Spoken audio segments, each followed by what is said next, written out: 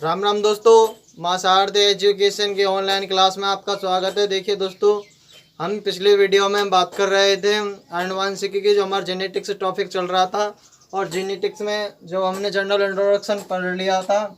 अब देखिए दोस्तों, हम मेंडल सर के प्रयोग के बारे में बात करें तो मेंडल सर ने जो प्रयोग किए थे वो सबसे पहले मेंडल सर ने अपने प्रयोग के लिए उद्यान मटर को चुना था। मटर पर किए थे, अपने प्रयोग मटर पर किए थे। दोस्तों, आपसे पूछा जाए कि मटर से पहले मेंडल ने किस पादप पर काम किया, तो मेंडल सर ने मटर से पहले अपने प्रयोग जिस पादप पर किए थे उस पादप का नाम है मक्का। मक्का मेंडल सर ने मटर से पहले मक्का पर प्रयोग किए थे। मेंडल सर ने मटर पर प्रयोग करते हुए उसने 7 जोड़ी लक्षणों को खोजा था। 7 जोड़ी लक्षणों को खोजा था। 7 जोड़ी लक्षणों को उसने खोजा था। मेंडल सर ने 3 नियम दिए थे। मेंडल ने अपने प्रयोगों से 3 नियम दिए थे। एक प्रभाविता का नियम, प्रभाविता का नियम, पृथक्करण का नियम,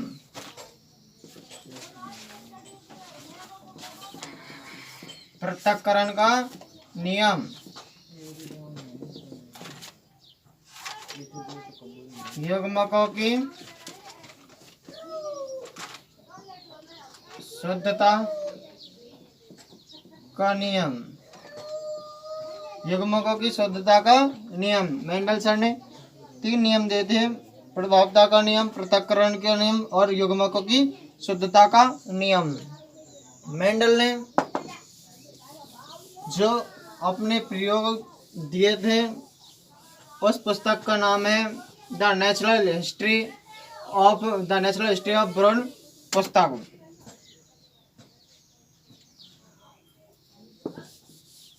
अगली टर्म आती है उत्परिवर्तन या म्यूटेशन। उत्परिवर्तन या म्यूटेशन। उत्परिवर्तन या म्यूटेशन। उत्परिवर्तन या म्यूटेशन की बात करें तो उत्परिवर्तन शब्द वो दिया था ह्यूगो डी व्रीज ने। सबसे पहले किसने दिया था?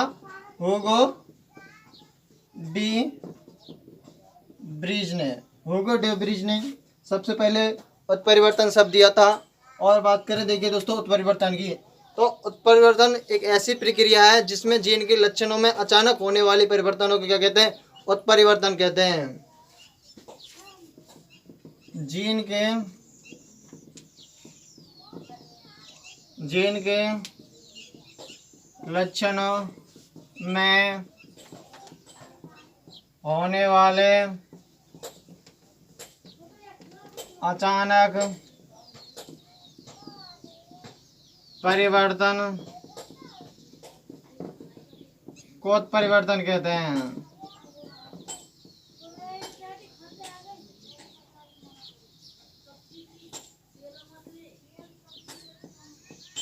हमने उत्परिवर्तन की बात की तो उत्परिवर्तन शब्द की बात करें तो उत्परिवर्तन शब्द सबसे पहले किसने दिया था? ह्यूगो डी व्रीज ने दिया था। उत्परिवर्तन होता क्या है? उत्परिवर्तन एक ऐसी प्रोसेस होती है जिसमें जीन के लक्षणों में होने वाले अचानक परिवर्तन को क्या कहते हैं? उत्परिवर्तन कहते हैं। और बात करें उत्परिवर्तन से क्या फायदा होता था? उत्परिवर्तन से नई जाति नई संतति की उत्पन्न होने की चांसेस रहते हैं। अब आगे बात करते हैं आनुवंशिक रोगों की।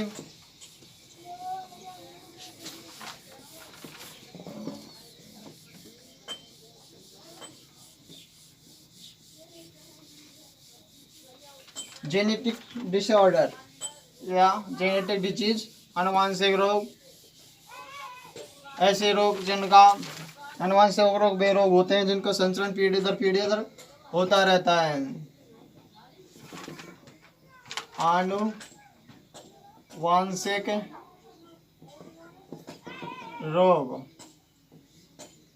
आनुवंशिक रोग या जेनेटिक डिजीज अनुवांशिक रोग की बात करें तो अनुवांशिक रोग वे रोग होते हैं, वे डिजीज होती हैं जिनका जो जनक पीढ़ी से संतति पीढ़ी में संचरण हो जाता है। देखिए दोस्तों, यदि हम अनुवांशिक रोगों को याद करने की ट्रिक देखें तो जेनेटिक रोगों को याद करने की ट्रिक है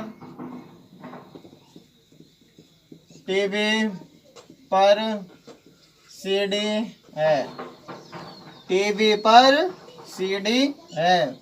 आनुवंशिक रोगों की ट्रिक है T4 टर्नर सिंड्रोम,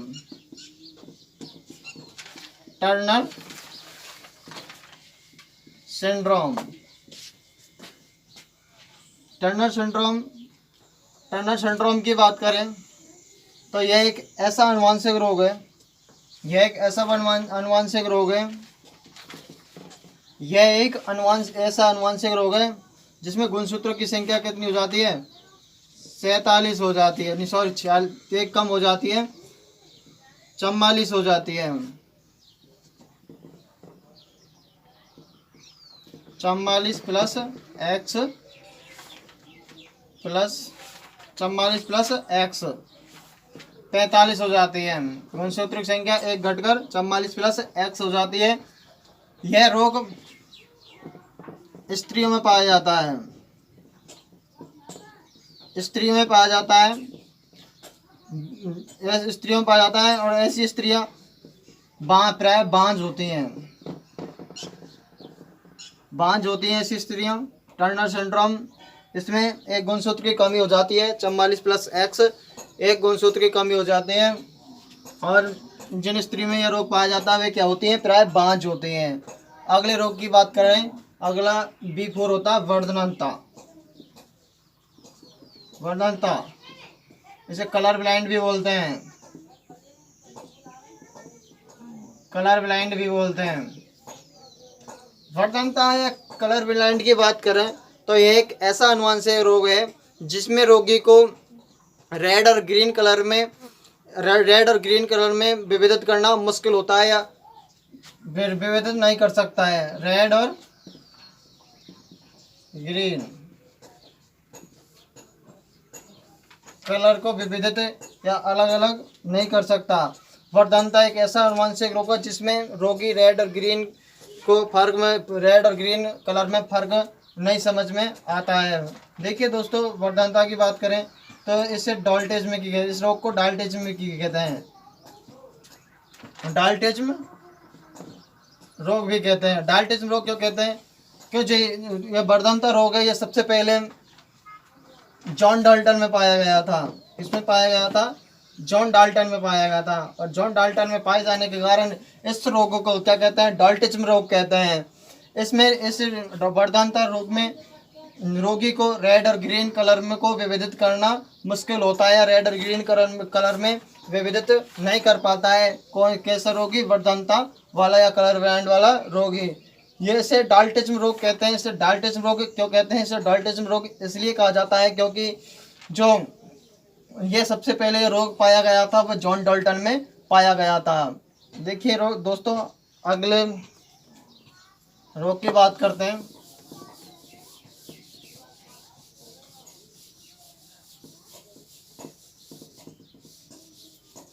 अगला वर्ड है अपना पे for Patau syndrome, Patau syndrome, इसमें फटा होता है। पटाउ सिंड्रोम, पटाउ सिंड्रोम की बात करें तो एक ऐसा आनुवंशिक रोग है, यह एक ऐसा आनुवंशिक रोग है जिसमें रोगी के होठ और तालु कटे फटे होते हैं, जिसमें रोगी के होठ और तालु कैसे होते हैं, कटे फटे होते हैं। कौन से रोग में, पटाउ सिंड्रोम में। यह रोग है 13वें जोड़ी के गुणसूत्र की पुनरावृत्ति से होता है, गुणसूत्र की पुनरावृत्ति से होता है, पुनरावृत्ति से कौन सा रोग हो जाता है, पटाउ सिंड्रोम हो जाता है। पटाउ सिंड्रोम में लक्षण क्या है, पटाउ सिंड्रोम की बात करें तो पटाउ सिंड्रोम में ऐसे रोगी को होठ और तालु कैसे होते हैं, कटे फटे होते हैं, होठ और तालु कटे फटे होते हैं। कौन से रोग में? पटाउ सिंड्रोम में। फिर से बात करें पटाउ सिंड्रोम। पटाउ सिंड्रोम एक ऐसा आनुवंशिक रोग है जिसमें रोगी के होठ और तालु कटे फटे होते हैं। जो यह रोग है वो 13वीं जोड़ी के गुणसूत्र की पुनरावृत्ति से होते हैं। देखिए दोस्तों, इसमें रे साइलेंट रहेगा। सी फॉर क्लाइनफेल्टर। सी फॉर क्या है? क्लाइनफेल्टर। क्लाइनफेल्टर रोग की बात करें तो इसमें यह एक ऐसा आनुवंशिक रोग है। क्लाइनफेल्टर एक ऐसा आनुवंशिक रोग है जिसमें एक गुणसूत्र की वृद्धि हो जाती है। गुणसूत्र की संख्या कितनी हो जाती है? 47 हो जाती है।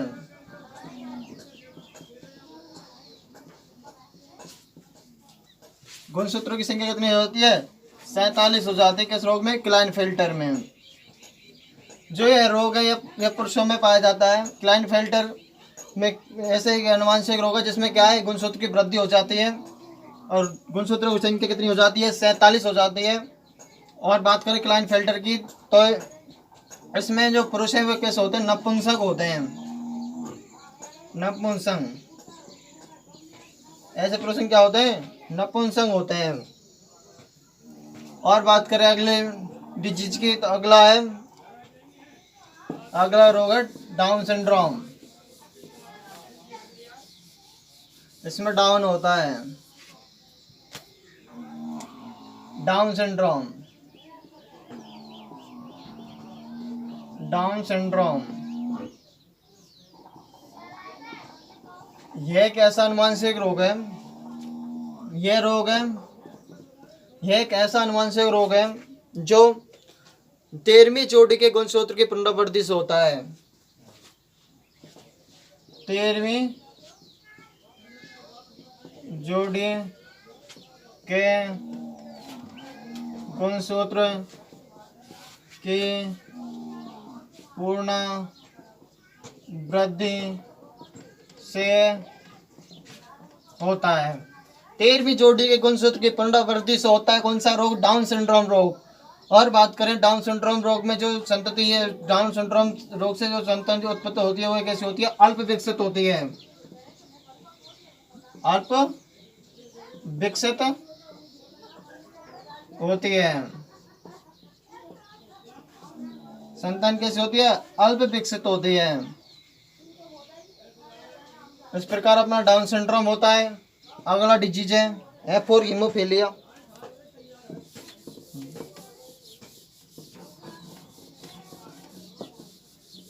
Last disease haemophilia. F for haemophilia.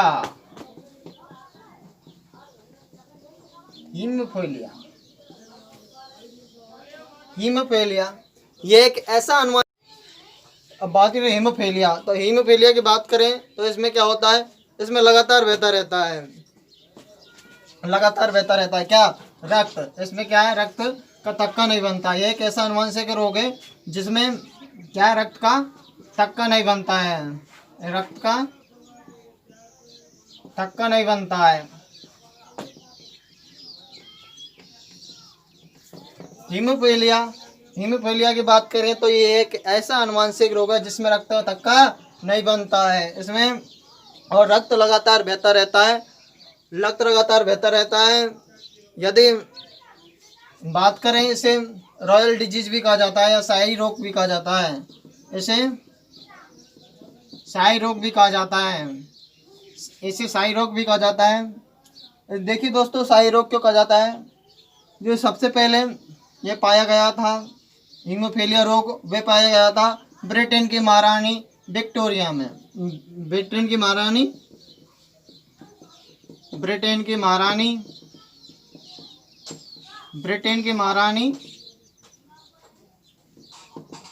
Victoria में। ब्रिटेन की महारानी विक्टोरिया में पाए जाने के कारण इस रोग को क्या कहते हैं? रॉयल डिजीज या शाही रोग कहा जाता है। किसको? हीमोफीलिया को। इसमें क्या है? व्यक्ति के जो रक्त का थक्का नहीं बनता है और रक्त लगातार बहता रहता है। ऐसे में यदि रोगी की डेथ भी तक भी हो सकती है। देखिए दोस्तों, ब्रिटेन की महारानी के पूरे परिवार में इस रोग से ग्रसित थी। किस रोग से? हीमोफीलिया से। इसलिए ब्रिटेन की महारानी विक्टोरिया को ही इसका मेन वाहक माना जाता है कि इसको हीमोफीलिया रोग का, किसको? ब्रिटेन की महारानी विक्टोरिया को। और इसीलिए इस रोग को शाही रोग या रॉयल डिजीज कहा जाता है। ठीक है तो दोस्तों,